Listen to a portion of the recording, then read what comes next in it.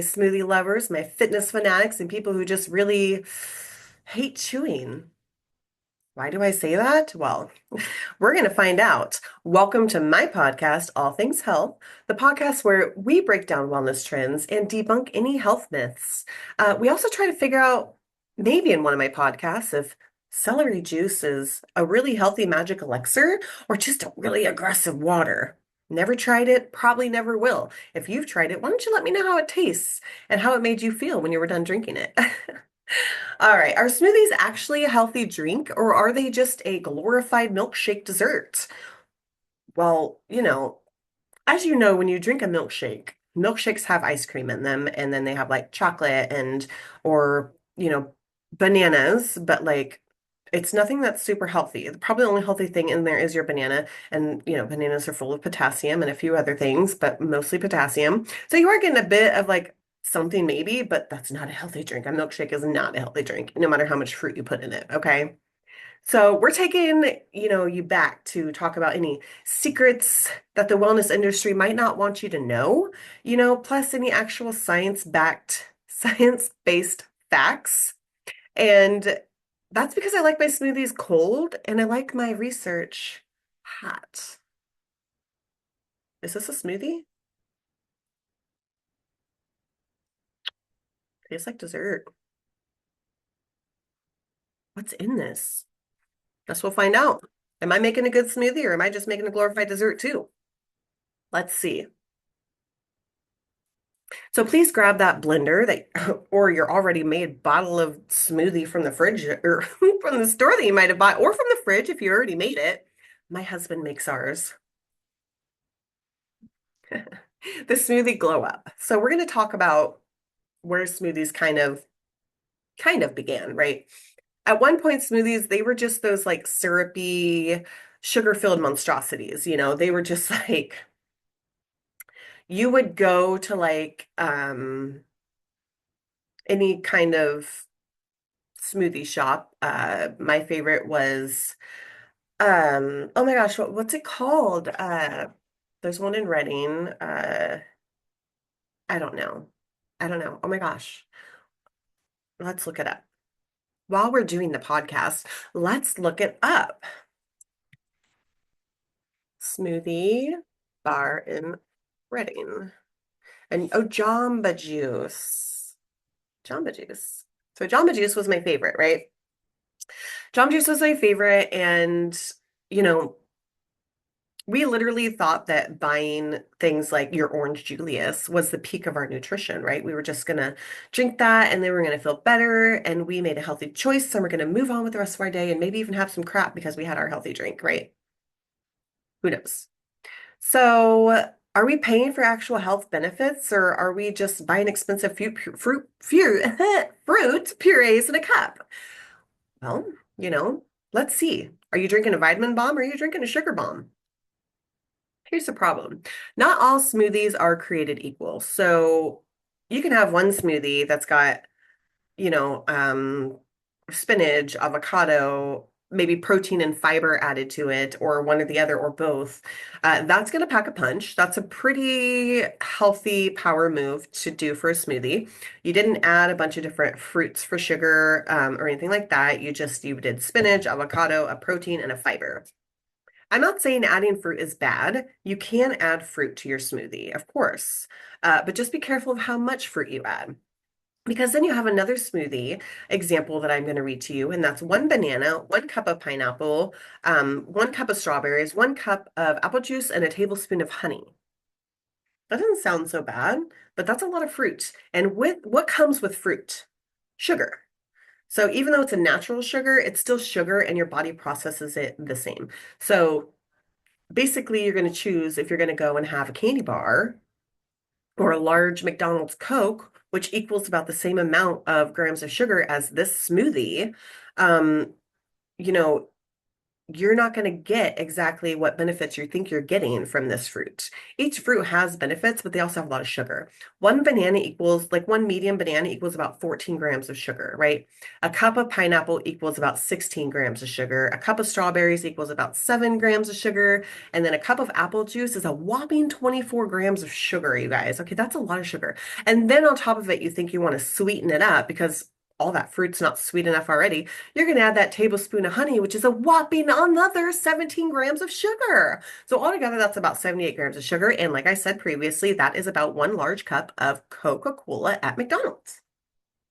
So you're not really doing yourself that much of a favor. But there is a fine line, of course, because you have your Coke that has like this unnatural sugar, like sugar sweetener, and then you have your fruit, which is a natural sugar. So yes, you are having your natural sugars, but you're having a lot. And like I said before, your body still processes it like any other sugar.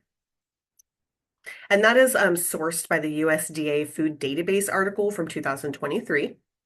And the worst part is like I said, your liver doesn't know the difference. So it processes it the same, and too much sugar spikes your insulin and it leads to crashes. And then if you overdo it, all that sugar gets stored to fat. Okay. So then you're sitting here like, I'm drinking all these smoothies to lose weight, but like maybe you're losing weight, but now you're having all these crashes and you're feeling tired and fatigued and like just no energy during the day. And you're like, why am I feeling this way? I'm having healthy stuff. Well, it's healthy-ish, but not really because you're giving yourself too much sugar. Too much sugar. Okay. Here's some tips how to avoid a sugar trap. Okay. You want to lose that shitty sugar. Okay. Stop using so much damn sugar. Use low sugar fruits like berries, citrus, or green apples. Those kind of things can lead to less sugar intake and more health benefits. Swap fruit juice for unsweetened milk, coconut water, or just regular water. Those things are going to have they are not going to have much more of added sugar or really much of anything to it. Like the coconut water and the almond milk have some more, but then or you can just do plain water, which is also great because you also have all these other flavors. The water is just gonna make it towards more liquidy, right? And then add your protein and your fibers to slow down that sugar absorption. When you add those things, the sugar doesn't absorb as fast, so you're not getting as fast of, that sugar crash. You're not, and most of the time you probably won't even have a sugar crash. Yeah, and yeah, okay. Trust me, your pancreas will thank you. That's all I'm going to say for that. And then we have chapter 3, and I'm going to break down the myths about, like a myth at least, about fiber. Now, does blending destroy your fiber? So if you're putting your sugar, or sorry, your fruit, your vegetables, your avocado, your spinach, or whatever, and you're adding your protein and you're adding your fiber, is that blender going to destroy your fiber? A lot of people think that that happens when you're using your fiber in your smoothies. Well, that's a huge myth floating around, and it doesn't. All of the fiber is still there. Your blender just it doesn't have superpowers. It's not like taking out all that fiber. No, no, you're still fine. It's just pre-chewed for you. Remember, you don't like chewing. That's why you're having a smoothie. That's not true because I love chewing food and I love my smoothie. So still don't know though. After reading what we just read, I would say that this is partially a glorified dessert because it does have a lot of frozen fruit in it, but a lot of the frozen fruit is mixed berries and citrus. The only thing that we do add in here that is higher in sugars is the mango and the pineapple. And then we do add a extra smoothie blend drink to it. So like a previously made smoothie, and we just add that to it also. It's like a mixed berry smoothie. So I'm thinking that I'm gonna have to talk to my husband about maybe just adding water instead of the extra berry smoothie, because even though it does pack some nutrients, as we just previously read, a lot of sugar is contained in these drinks, especially the ones that you're going to buy at the store if they're not those fresh ones with specific ingredients on them where you can actually read what's in it, like, and you know what the ingredients are, right? So here's why Oh, and for the fiber, not that it doesn't destroy it. That's coming from the source from 2019 called the Slavin Advances in Nutrition. So that was sourced as well. Drinking fiber doesn't activate your body's fullness signals the same way that chewing does. So when you're chewing, you're signaling your body that you're getting ready to have food put into your mouth and your body is getting ready to digest it. That's why some people chew gum when they're hungry because that chewing, even if you're not swallowing, you are swallowing spit, I guess, kind of, but even if you're not swallowing, the chewing is signaling your body. So it is kind of creating like a trick to make your body think that you're full for that time that you're not able to eat and instead you're chewing gum or whatever, right? So why you'd feel full after eating an apple, you could chug a whole apple smoothie and you would still be hungry. And that does happen to me. I take my smoothies when I am at work. I take them with me and I drink them. I usually start drinking them at about 9:30, 10, and then I'm done by like 10:30, 11. And then by the time lunch comes, I'm decent, but like I am hungry.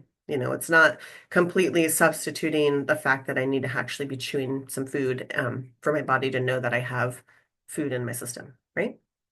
And here's a science alert. Your stomach does have stretch receptors, and that tells your brain, hey, we already ate. Stop looking for snacks. You don't need those snacks. And in my previous podcast with Miss Taylor, she did say, if you're going to have snacks out, make sure they're healthy snacks because when you're reaching for a bag of chips, that's your habit. Your habit is reaching for your snack. And most of the time it's, a granola bar, which isn't bad, but some granola bars are worse than others, but like a bag of chips or, your cookies or whatever.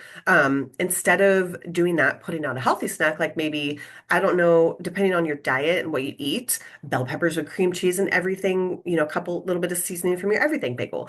Lay that out or put it readily available in the fridge. That way you can eat it. Or there's other things you can look up, like um, bark, where you're making yogurt and then you're putting mixed berries on top with maybe some walnuts, and then you can add a little slight drizzle of chocolate or peanut butter. Peanut butter good for protein, but remember peanut butter is high in calories. But yeah, so those are some things that you can do to make it to where, as your body's saying, stop reaching, you're not hungry anymore. If you do decide, okay, well, I still want to eat something, you'll have those healthy snacks readily available. Thank you, Taylor, for that advice. Right? So the translation to all this is you might end up eating more throughout the day, even if your smoothie was healthy.